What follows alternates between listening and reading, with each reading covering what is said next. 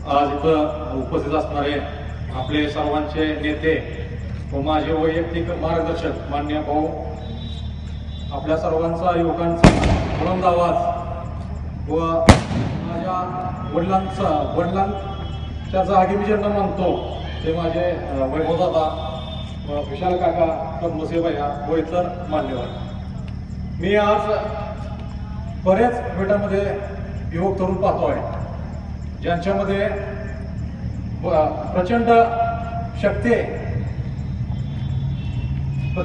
आहे की ते क्रांती घडवू शकतात, परंतु त्यांना योग्य मार्गदर्शन न मिळाल्याने त्यांचे आयुष्य वाया जात आहे, त्यांची पिढी वाया जात आहे. पण माझी एक इच्छा आहे, मी या युवकांना बरोबर घेऊन एक विटाच्या विकासासाठी एक युवा शक्तीच्या माध्यमातून या विधेयकासाठी वापर करण्याचा माझा एक हेतू आहे. यासाठी मी बराच प्रयत्न करणार आहे. मला तुमच्यासारख्या लहान मोठ्या थोड्या मोठ्या सर्व वडीलधारी मंडळींकडून मला फक्त आशीर्वाद पाहिजे. या आशीर्वादाच्या जोरावरती या विटा शहराच्या विकासासाठी आम्ही जे काय करू शकतो ते तुमच्यासाठी करणार आहे.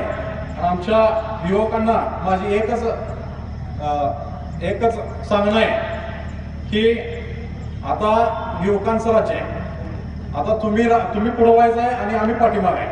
प्रत्येकाच्या चेहऱ्यासमोर वैभवला दिसले पाहिजे, पृथ्वीराज पाटील दिसलं पाहिजे, पद्मश्री पाटील दिसलं पाहिजे.